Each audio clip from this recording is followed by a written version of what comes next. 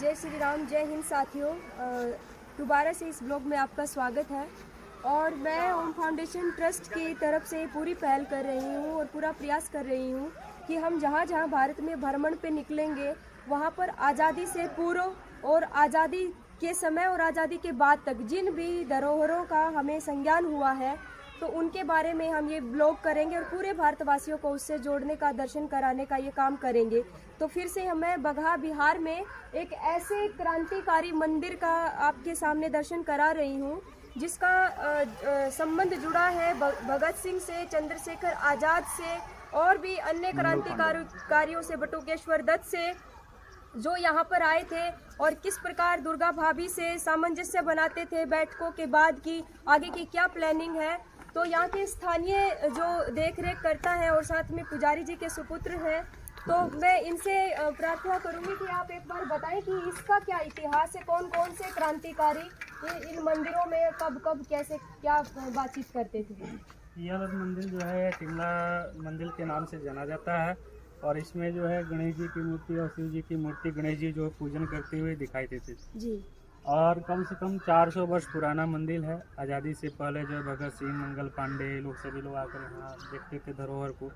और पहले जो बनकटवा है जंगल था, काफ़ी सुनहरा जगह था, इसमें तो शहर हो चुका है। और जो सामने पोखरा देख रहे हैं, इसी पोखरे में 7 कुएँ हैं और गंडक नदी से कंटेक्ट था और उसमें से जल आता था, सीधे शिव जी के ऊपर जाकर गिरता था जी। और कुछ 2005 के आसपास में कुछ लोगों के द्वारा जो है उसको चोरी कर लिया गया, जब से कंटेक्ट टूट गया। और गंडक नदी से जो कंटेक्ट था पानी का आने का, वो भी कंटेक्ट जो है बंद हो गया है।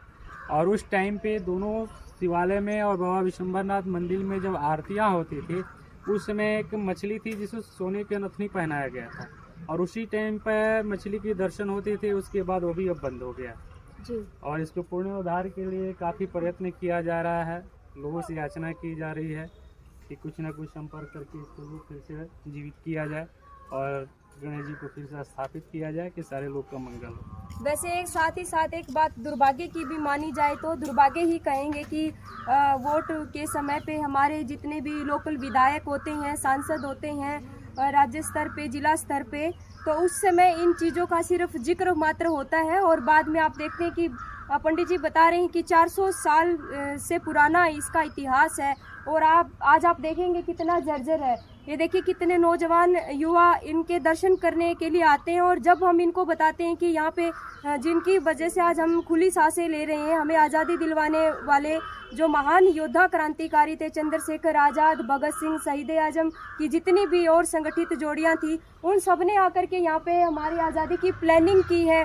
कितनी सारी यहाँ पर उन्होंने बैठकें की हैं और आज इस मंदिर की ऐसी दुर्दशा है, ना तो क्रांतिकारियों के नाम पर, ना ही सनातन की एक स्मृति के नाम पर इसका नवनिर्माण नहीं हुआ जो होना चाहिए था। तो स्थानीय निवासियों को भी थोड़ा और जागरूक होने की ज़रूरत है और मेरा विश्वास है कि जब ये आप सनातनी भाइयों तक पहुँचेगी और जो ये जितने भी यूट्यूबर हैं, तमाम यूट्यूबर भाइयों से, बहनों से भी मैं ये गुजारिश करूँगी कि जब भी आप अपना कोई ब्लॉग बनाने के लिए निकलते हैं, इस प्रकार की धरोहरों का जिक्र जरूर करें अपने ब्लॉग में और सभी सनातनियों को और गवर्नमेंट को भी पहुँचाएं। इतना बड़ा इतिहास है। मैं एक बार कैमरामैन से रिक्वेस्ट करूँगी कि ऊपर तक जा करके एक बार इसका दर्शन कराएं सभी को। भारत के जितने भी पुरोधा हैं उन सब का एक ये गौरवान्वित इतिहास रहा है।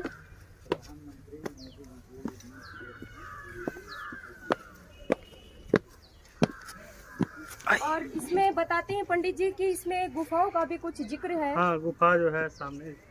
अच्छा, ये गुफा है। गुफा है सामने जाने की रास्ता। जैसे कौरवों का लाक्षागृह के निर्माण में अपनी सुरक्षा हेतु जो गुफाएं बनाई गई थी नीचे ही नीचे, इसी प्रकार से वो ये गुफा है। ये देखिए, ये गुफा नीचे से ये अभी थोड़ा टूटा हुआ है। ये गुफा पूरा अंदर और बहुत ऐसे भूल भुलैया के तरीके से बताते हैं गुजरती है। और फिर एक ये इसका मुख्य जो एग्जिट पॉइंट है बाहर निकलने का, ये इस तरीके, हाँ, अभी इसको बंद कर दिया गया है, काफ़ी जर्जर भी हो गई है। तो इसमें अभी भी इतने प्राचीन जो एक गणेश जी की प्रतिमा है और इस मंदिर के आप ऊपर से देखेंगे, दिखने जितना प्राचीन है, दिखने में अभी भी बहुत सुंदर है और ये देखेंगे कुछ खंडित भी है, मूर्तियां इसकी कुछ खंडित भी हो गई हैं। खंडित हो गई हैं। जी यही वो जगह था, पाइप था। अच्छा इसके रास्ते से शिव जी को जो है जी जल चढ़ता था जी। और पाइप जो है चोरों के द्वारा चुरा ले गया है। ओहो, उसके बाद जो शिवलिंग भी गायब कर दिया गया शिवलिंग भी गायब कर दिया गया। और यहाँ से सब खंडित हो चुका है। जी ये तो दुर्भाग्य है देश का कि पहले आतंकवादियों ने बहुत अत्याचार किया, बहुत हमारी प्राचीन धरोहरों का सर्वनाश किया। उसके बावजूद कुछ हमारी कहीं ना कहीं सरकारों की अनदेखी रही है कि इस प्रकार की प्राचीन धरोहरों का पुनर्निर्माण नहीं हुआ। लेकिन अभी हम बहुत ही अपने आप को परम सौभाग्यशाली मानते हैं कि हमारे अभी देश के यशस्वी प्रधानमंत्री माननीय नरेंद्र मोदी जी अभी जिस प्रकार से उन्होंने अयोध्या जी का नवनिर्माण किया है, अभी कल काशी विश्वनाथ जी का नवनिर्माण किया है, इसी प्रकार से और भी बहुत सारी चीज़ें हैं, बहुत सारी प्राचीन धरोहरें हैं जिनका भी नवनिर्माण हो रहा है। योगी जी पूरे उत्तर प्रदेश में आप देखेंगे जो मंदिरों का जखीरा जिसको बोलते हैं।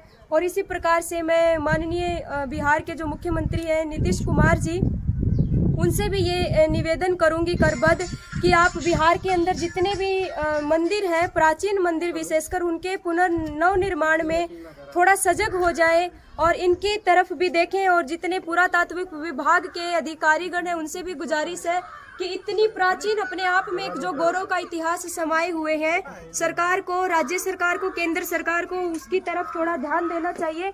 जैसे ही इनका पुनर्नवनिर्माण होगा तो अपने आप में एक बिहार राज्य का भी गौरवशाली इतिहास फिर से चमक उठेगा, जो कि यहाँ के अभी उभरते युवा है, जो बिहार का भविष्य है, उनको भी इसके बारे में जानकारी। आप देखेंगे कि ये नीम का और पीपल का पेड़ मंदिर की चोटी के ऊपर ही इसने अपने जीवन को यापित कर लिया है। तो क्योंकि इसका अभी रेनोवेशन हुआ ही नहीं है, कभी भी इसके नवनिर्माण की तरफ कोई देखरेख की ही नहीं गई। तो जैसे ही सरकार, राज्य सरकार, केंद्र सरकार की तरफ से कुछ पहल होगी, ये ब्लॉग हम दूर दूर तक भेजने का प्रयास करेंगे। तो आप लोग जो भी हमारे ब्लॉग को देखें, इस उद्देश्य से जरूर शेयर करें कि ऐसी धरोहर जो एक तो अपने आप में बहुत प्राचीन गौरव को समेटे हुए है, और इसलिए भी शेयर करें क्योंकि ये हमारे क्रांतिकारियों से जुड़ा हुआ संबंध का एक विषय है। तो और आप देखेंगे जब यहाँ पर बहुत सारी अलग अलग क्रियाएं होती थी, अलग अलग प्लानिंग होती थी, जो क्रांतिकारी थे और बड़े जंगल हुआ करते थे, तो आतंकवादियों से निपटने के लिए, उनसे मुकाबला करने के लिए, हालांकि अब स्थानीय निवासियों ने अपने जीवन यापन के लिए इनको बागान बना दिया है, क्योंकि साथ में एक शैक्षणिक केंद्र भी है, कॉलेज भी है। तो इसलिए इस ब्लॉग को आप शेयर करें ताकि ये जानकारी और दूर दूर तक पहुंचे। आप लोग अधिक से अधिक शेयर करें ताकि कुछ दानदाता भी जुड़े और यहाँ की राज्य सरकार को भी इसके विषय में थोड़ी जानकारी हो। इसी के लिए मैं पंडित जी का धन्यवाद करती हूँ और कैमरामैन जी का भी बहुत धन्यवाद करती हूँ कि उन्होंने इतनी खूबसूरती के साथ इस जर्जर और खंडित एक प्राचीन धरोहर का दर्शन कराया। मुझे उम्मीद है कि राज्य सरकार और माननीय मोदी जी तक ये जानकारी जरूर पहुँचेगी और इस मंदिर का भी पुनर्निर्माण अवश्य होगा। जय श्री राम, धन्यवाद।